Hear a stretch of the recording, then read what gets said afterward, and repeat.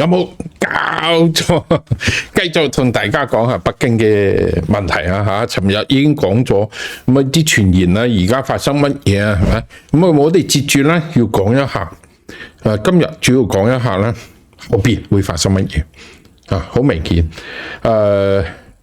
大家都係先睇呢張圖，係嘛？呢張圖。中共20大中央軍委7個人，而家走咗5個，剩翻一個張星文，一個張星文，其他已經呢個張星文，其他已經全部走咗。何衛東、苗華、張又俠、劉振立，呢個就係嗰個火箭軍嘅。李尚福國防部長咁啊，全部都落馬啦。咁啊，好啦，軍隊後邊會發生乜嘢咧？之後會有一啲咩事咧？咁啊，就非常之有意思嘅。咁啊，我哋首先講啊，中共嘅軍隊啊，我應該咁講，係可能從嚟都未發生過而家嘅分裂啊。大家講文革嗰時軍隊係穩嘅。就算林彪被打倒，軍隊都係穩定嘅。軍隊有不滿，有啲問題，但係基本上邊係完全控制。當年啊，林彪出咗事之後，要派邊個去廣州軍區啊？廣州係即係你知道係林彪嘅呢個嫡系啊，即係邊個去咧？冇人敢去，係周恩來親自去。周恩來林彪死咗之後，佢等於係 number 2嚟嘅，等於佢自己去咗之後，佢喺上邊講咗1個鐘，講林彪係發生咩事。林彪要暗殺毛主席就係要另立中央係做乜嘢做乜嘢。咁啊，下邊嗰啲人咧信唔信咧？師長即係等於係師長以上嘅人全部喺度，幾百人。喺廣州軍區，鴉雀無聲，一啲聲音都冇，大家又唔反應，又唔鼓掌，又冇口號，就咁睇住周恩來。周恩來當時好尷尬，佢就下邊你哋有咩問題啊？問咁啊，下邊有一個軍人就問啦。你話林彪要暗殺毛主席呢件事係真定係假？問咗咁樣一個問題，因為呢一件事咧係假嘅，因為根本都唔係林彪做嘅嚇。周恩來當時就發火啊，嬲啊，因為即係點講咧？係咪真定假咧？好難講嘛。佢就勃然大怒，將個手裏邊文件嘭一聲跌落嚟，我講嘅嘢你都唔信即係咁樣，即係以勢壓人啦，係咪啫？當時咧就知道下邊所有嘅將領咧就係一啲軍人咧係面露一啲不滿或者係即係好古怪嗰個氣氛啊，好古怪。咁啊，當然呢個一定要處理啦。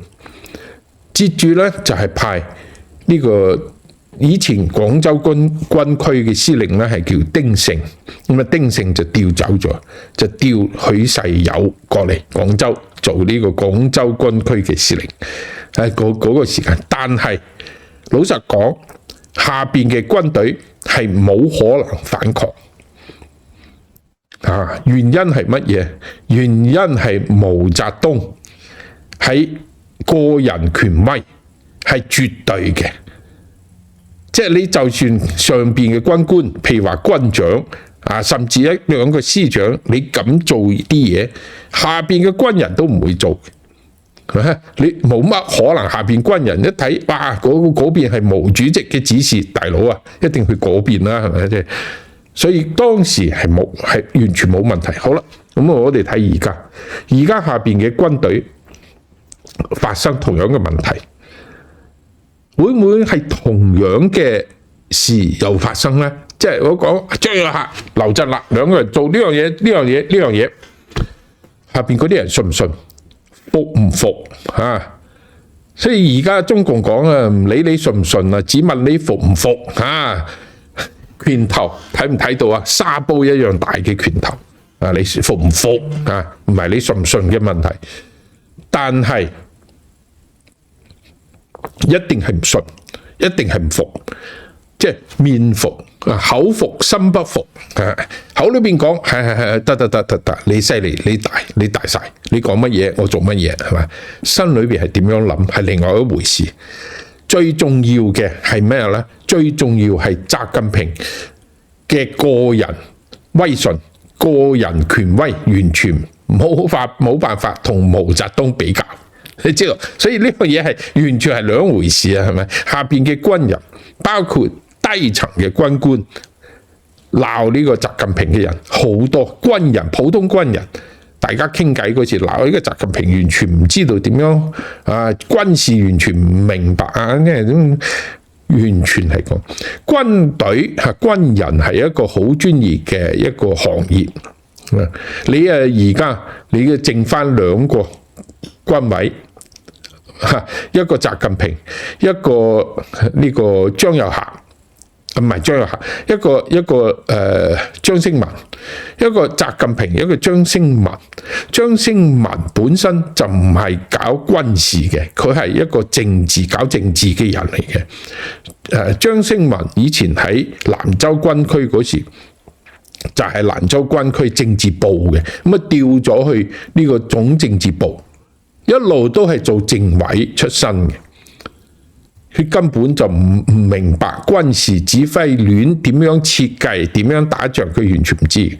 所以呢樣嘢，呢兩個人點樣指揮成個軍隊呢？當然而家講張星文啊，有人講佢話而家要遞咗一個辭職信啊，話我唔做啦，大佬係咪咧？當然呢樣嘢唔知啦，後邊會發生乜嘢呢？啊，我自己覺得好懷疑啊！最有可能嘅係將苗華同埋何衛東嗰班人放晒出嚟嘅，雖然俾人哋批判咗，係佢呢樣買官賣官啊，即係嘛？呢樣嘢即係我哋睇另外一樣嘢就，我覺得咧，即係其實好多人傾嘅，咁我哋都講翻下，我覺得應該講下嘅，呢個係解放軍報嘅社論，堅決打贏軍隊反腐敗鬥爭、攻堅戰、持久戰、總體戰，呢啲嘢都攞嚟講。最重要呢篇文章最重要咩呢？最重要係下邊呢一段，呢一段裏邊啊有幾樣嘢好重要。佢講呢個張又俠、劉振立兩個人嘅問題，點解要捉佢哋嚇？點解要捉佢哋？咁啊，佢講簡單嚟講5個嚴重啊，嚴重辜負黨中央、中央軍委信任重託，嚴重踐踏破壞軍委主席負責制，嚴重助長影響黨對軍隊絕對領導，危害黨嘅執政根基嘅政治同腐敗問題，嚴重影響軍委班子形象威信，嚴重衝擊全軍官兵團結奮進嘅政治思想基礎，對軍隊政治建軍、政治生態、戰鬥力建設造成極大破壞，對軍隊、國家同黨造成極為惡劣嘅影響啊！呢樣嘢呢，呢5個嚴重，好多人話啊，點樣？大佬啊，你呢個中文都知道啊，但係點樣理解咩意思呢？啊，我覺得我做另外一個節目啊，國語嘅，有個朋友將呢個詞換咗，你就明白啦。我而家將黨中央啊呢樣嘢呢，全部變成習近平呢個名，你就明白啦。重新嚟過，嚴重辜負習近平信任重託，嚴重踐踏破壞習近平負責制，嚴重助長影響習近平對軍隊嘅絕對領導，危害習近平執政根基嘅政治問題同埋腐敗問題，嚴重影響習近平嘅形象為威信，嚴重衝擊呢個後邊嘅政治思想基礎啊，乜破壞對黨國家軍隊對習近平治理軍隊造成極為惡劣嘅影響，係嘛？咁啊，一講咧，我認為啊，可能即係應該大家都比較明白啦，係咪？呢一篇文章，所以本身張又俠、劉振立嘅問題係咩問題？係咩問題？當然唔係一個腐敗嘅問題啊！不過我老實同大家講啊，張又俠會唔會腐敗？有冇腐敗問題？我相信100%有，因為佢做總裝備部嘅呢個司令啊，總裝備部做咗好耐，後邊李尚福啊、魏鳳和啊都係佢嘅人，係嘛？總裝備部喺中共軍隊裏邊係腐敗最嚴重嘅，咁啊劉振立有冇腐敗啦？咁啊一定有嘅，飲酒啊、食煙啊、出去啊，即係周圍咩啊，屋企嘅人去做生意啊，呢啲所有中共嘅官員啊，包括軍隊裏邊全部都有啊，所以呢個當然唔係最重要嘅問題，而係我哋頭先講嘅政治問題，係嘛？呢個政治問題咧就係非常之明顯嘅，所以而家講到你話我哋明白中共軍隊嗰啲軍人明唔明？軍官明唔明？所以個個人都知嘅。雖然佢腐敗，但係佢係有本事嘅人啊！張又俠係打過仗嘅人，劉振立係打過仗嘅人，係真正喺軍隊裏邊靠呢個戰功慢慢升起嘅。張又俠就唔單止係打過仗立過功嘅人，而且佢仲係呢個紅二代。佢老豆張宗遜啊，做到總後嘅主任，總後勤部嘅主任就係等於係負責全中國解放軍嘅後勤部啊。當然張宗遜咧，即係張又俠佢老豆同鄧小平嘅關係非常之唔好啦，但係佢喺後邊佢有一個部下廖錫龍。廖錫龍咧就係做到後邊咧，又變成咗總後嘅主任。廖錫龍係咩人咧？就係而家古晉三，係咪？大家可能知道古晉三係腐敗好嚴重，即係已經被判刑啦。廖錫龍都係腐敗好嚴重，但係就冇拉佢，冇判刑。呢幾日就係前幾日傳出佢死咗。咁樣講啊，張又俠係張宗遜嘅仔，張宗遜係廖錫龍嘅老上級啊。張又俠又做咗廖錫龍下邊又做咗總裝備部嘅部長。你咁樣一連咧，你就知道係一條線啦，係咪？而家嗰個老上級又死咗啦。呢個咧，我同大家講，完全係一個政治問題。當然，所有人都知道政治問題。咁政治問題當然政治解決啦。政治解決嘅問題係咩咧？你而家搞唔搞得掂？搞唔搞得掂軍隊？呢個係最重要嘅。中共嘅軍隊從嚟冇發生過而家嘅危機，從嚟未有。如果話要有嘅時候咧，係井岡山時期或者係長征時期。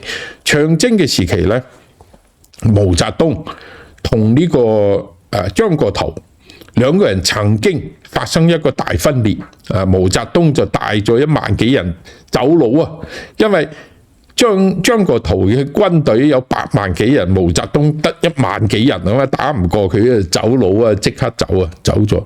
咁啊後邊咧就變成張國燾咧就分裂軍隊，分裂紅軍，分裂中央。當然就算咁都冇捉呢個張國燾啊，張國燾自己係走佬嘅，後尾係走咗逃咗去呢個國民黨嗰邊啊。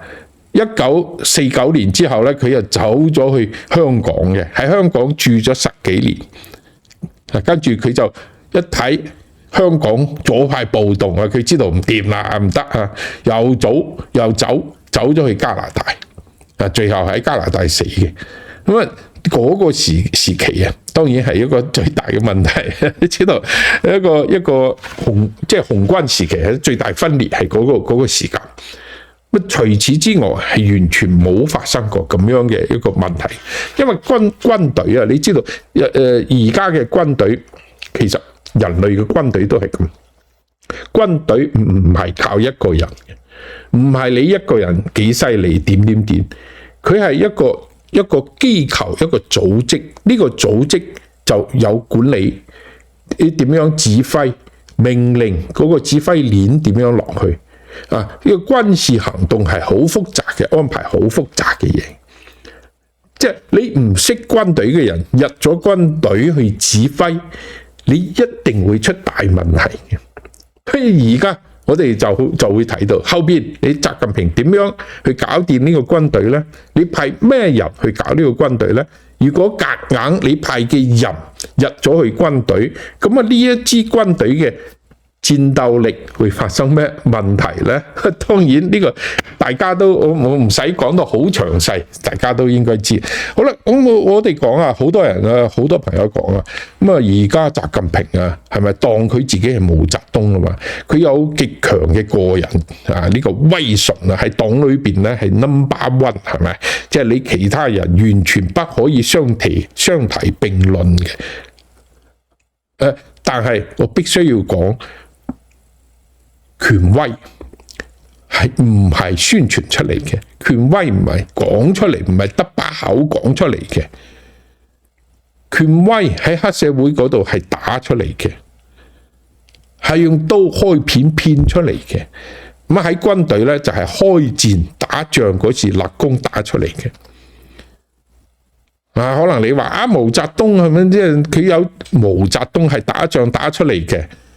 我同大家講毛澤東嘅歷史啊，毛澤東啊開咗呢個井岡山，跟住咧就俾中共中央咧，因為當時中共中央完全聽呢個蘇聯嘅，係喺江西成立呢個蘇維埃政權啊，蘇區一個叫中國就華區啊，一個叫共產黨控制嘅地方叫蘇區。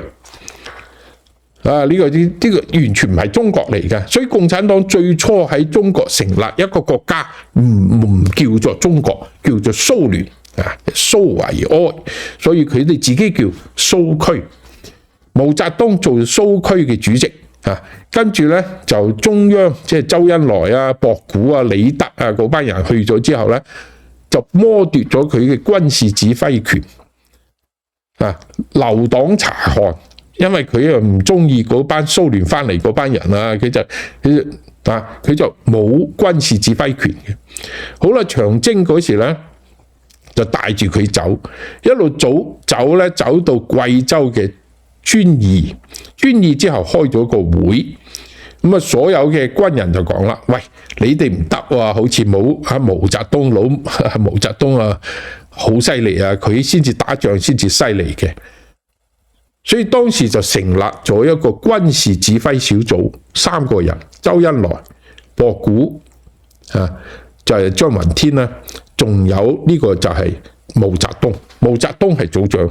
所以紅軍一方面軍由遵義開始，佢就係中共中央裏邊嘅軍委主席。呢個軍委主席，當時嘅中共中央嘅主席同埋總書記係邊個呢？就係博古啦，張聞天。後尾係王明啊，呢一批人就係一路做嘅。佢去到幾時啊？佢去到1945年，即係日本人投降，佢先至開咗個中共七大，先至訂立咗毛澤東係中共黨嘅主席。即係話咧，由1935年去到1945年10年嘅時間，毛澤東毛主席咧係冇嘅，係唔係叫毛主席？毛主席咧係陝甘邊區嘅政府主席，嗰個主席同黨主席同國家主席真係爭好遠啦，係咪？一個特區特首係咪？一個特首嚟嘅，但係佢嘅最重要嘅位係軍委主席。當然嗰時未叫做軍委主席啦，嗰時叫做軍事小組嘅組長，等於係咩？委員長，委員長係咩？軍事委員會嘅委員長。所以對於毛澤東嚟講，佢用掌握紅軍嘅軍隊，掌握咗中國共產黨。意思即係話，槍指揮黨，毛澤東搞咗10年，跟住用槍逼住共產黨，將佢變成黨主席。咁啊，去到49年，劉少奇出嚟啦，叫咗毛主席萬歲，第一個叫出嚟，毛澤東思想萬歲，所以變成咧，因為佢指揮軍隊啊，呢個戰爭啊係一個好殘酷嘅嘢，你唔聽我嘅，你死；你聽我嘅，你都可能死，係嘛？但係聽我又未死嘅人，就係幸存者嘅偏差有個認識嘅，你一定會覺得毛主席好犀利。如果你打贏咗，最後你打贏咗之後，你回頭一睇，哇！你毛主席好犀利，軍事方面太犀利啦，因為你打贏咗，係嘛？至於點樣贏嘅不重要，死咗嘅人或者反對嘅人都冇得講啦，你發唔到聲。所以喺現存嘅制度裏邊生存嘅而家嘅人，都係當年聽我說話、信我同埋打贏幸存嘅人。所以呢一班人一定係迷信毛澤東嘅，所以佢嘅威信一定係好大啊，係咪？即係毛澤東嘅威信完全係另外一回事啊。習近平本人佢係冇當過兵啊，當兵啦2年做耿標嘅呢個秘書啊，嗰個係完全係攞嚟講嘅，係一個過渡，調翻戶口調翻北京嘅一個過渡嚟嘅。咁啊之後咧就冇喺軍隊嗰度做嘅。咁你而家突然間翻去軍隊，你可以指揮得到軍隊咩？你嘅政績、你嘅軍功、你嘅軍績喺邊度？呢啲嘢咧喺軍隊裏邊係好重要嘅一樣嘢，非常之重要，非常之重要。所以佢其實可唔可以控制軍隊咧？如果周圍乜嘢都冇發生，呢一支軍隊唔使打仗，冇內戰又冇外戰，乜嘢都唔發生，佢可以維持。佢可以維持。一旦有戰爭，一旦你要真係要用到軍隊嗰時，就會出問題。而家嘅情形其實係咁樣。另外第二個，張又俠點解可以控制軍隊，同埋劉振立兩個人可以控制到軍隊啊？係嘛？你習近平你又冇辦法，你一定要將佢打到之後，你捉咗佢之後，你先可以攞翻軍隊嘅權過嚟。張又俠真係因為佢係軍委副主席，佢就可以控制軍隊咩？係唔得嘅，係唔得嘅。中共軍隊裏邊係兩條線，一個係軍隊嘅線，一個係黨嘅線。黨一定要授權，你先至真係有權嘅。所以我哋就講翻張又俠、劉振立點解控制咗軍隊，係因為三中全會2024年啊，三中全會習近平自己中風入咗醫院，咁就出嚟一個小組，臨時嘅協調小組啊，嗰個小組就確立咗張又俠嚟管呢個軍隊，所以佢就趁住嗰個機會，將佢嘅軍隊裏邊其他嘅唔服嘅嗰啲人全部打冧咗。全部打冧晒，即係佢掌握劉振立。幾長時間？2年。2024年嘅7月份，2025年嘅8月份，到而家，等於係1年半時間。呢1年半佢做乜嘢咧？大換血，戰區司令、軍兵種嘅司令，下邊嘅軍長啊，省軍區嘅全部換晒人。講到呢度，你知道習近平而家好啦，你攞翻權啦，你將張又俠、劉振立捉咗嚇，你捉晒，好啦，你係咪要重新換過所有人呢？戰區司令、軍區司令、軍兵種嘅司令、軍長下邊嗰啲軍長，你係咪要換晒呢？哇！呢樣嘢啊，好長一段時間，有排搞啊，係咪？有排搞，所以呢樣嘢係非常之有意思。但係你就算你換咗之後，而家就出一個問題，因為你唔係因為佢哋腐敗或者犯咗咩大嘅錯誤啊，你就將佢攞落嚟嘅啊，所謂嘅Wall Street Journal 講嗰啲嘢，你千祈冇得信嘅嗰樣嘢嚇，因為你好明顯，我哋頭先講解放軍報嘅嗰一篇社論，一定係習近平佢哋揾人搞出嚟嘅一篇文章。嗰篇文章你一睇就知啊，5個嚴重。其實就係政治問題，一腐敗問題喺成幾百字裏邊得一個詞喺度，所以完全最大嘅問題就係政治問題，就係佢同習近平矛盾嘅問題。但係問題喺邊度呢？你習近平2024年3中全會嗰時，你揾到黨成立嘅嗰個臨時協調小組啊？後尾確定咗叫做決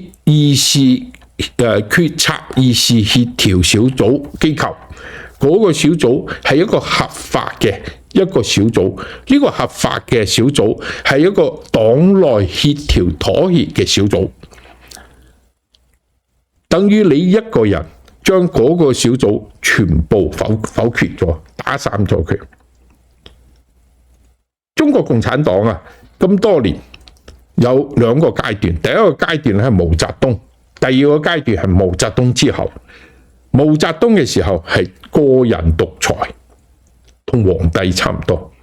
第二個階段咧係寡頭政治，係所有嘅幾個元老九江治水嚇。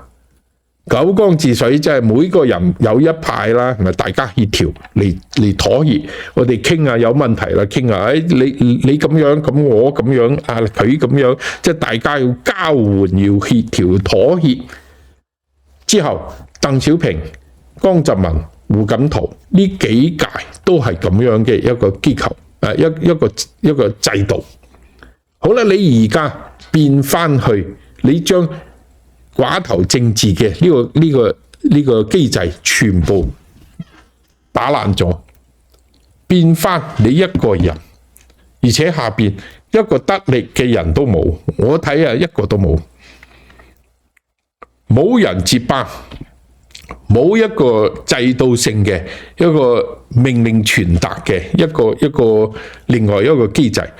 等於係咩？我認為佢係將共產黨內部嘅協調嘅機制，將佢打爛咗。呢樣嘢係好重要嘅。對於一個咁大一個國家、咁大一個黨、1億人嘅黨啊嚇，10億人嘅國家，咁多事搞到咁樣，你覺得佢可以搞得掂咩？我哋講啊。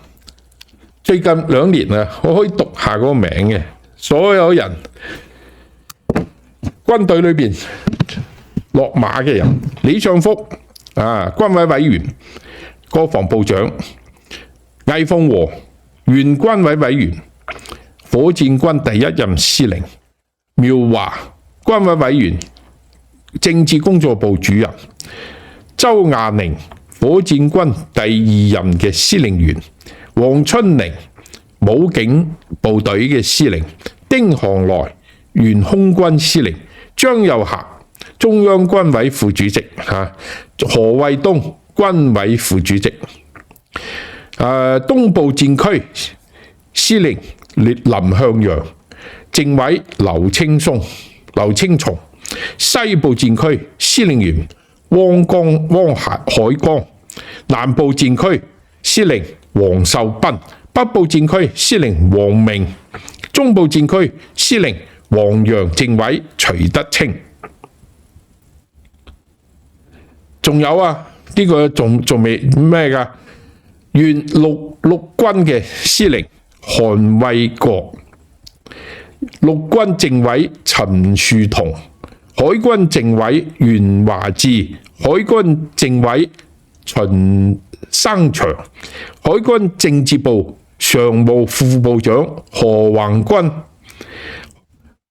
軍委政法委書記黃仁華，武警部隊政委張雄兵，火箭軍第4任司令員王厚斌，呢啲啊全部都係上將，戰區司令啊，同埋呢個兵種嘅司令，仲有可能即係未足，但係提前咧退休嘅火箭軍嘅政委徐忠波，戰略支援部隊司令員據前生，海軍司令胡宗明，陸軍司令李喬明，呢個信息支援部隊政委李偉，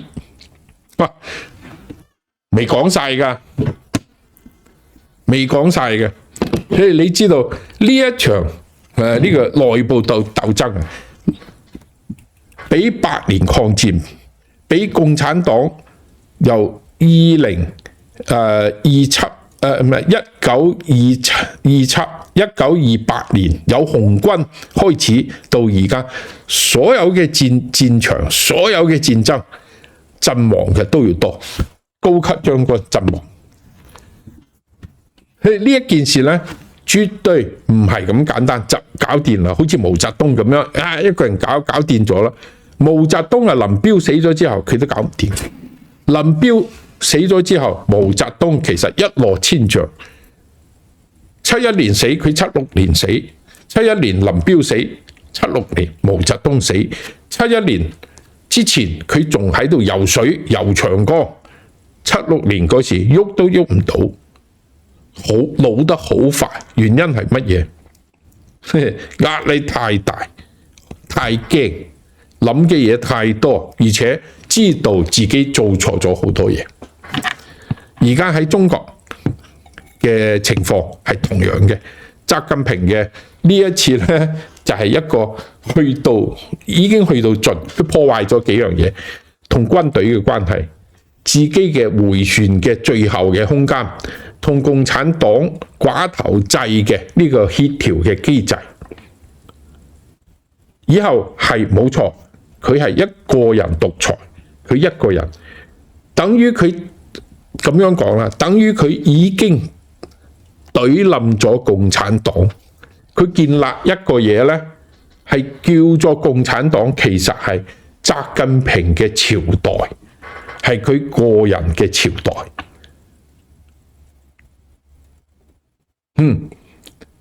可唔可以維持？完全冇可能。如果喺朝鮮喺北韓係有可能，比較細，控制10個人、8個人就可以控制好多人。呢個喺中國係好麻煩，而且中國面對嘅呢個國內嘅經濟、老百姓、國際嘅環境要複雜好多好多。我估1年時間，1年時間。當習近平倒咗之後，共產黨已經死咗啦，已經倒咗。跟住中國要進入一個新嘅一個時代，好有可能2026年。當然呢樣嘢呢，要睇外部嘅環境變化，內部嘅危機究竟係咩？如果中國有個大危機，或者外部有一個戰爭，所有嘅風吹草動佢嘅呢個架構就會砰一聲冧檔。我哋會睇後邊會發生乜嘢。其實咧，大家都知道啊，後邊可能會好有意思嘅嘢會發生嘅。今年嚇咁幾時？我哋當然冇人神準啊，講咁準確，但係好快脆，我覺得。好啦，今日就講咁多，多謝大家。我哋下一次繼續同大家關注，拜拜。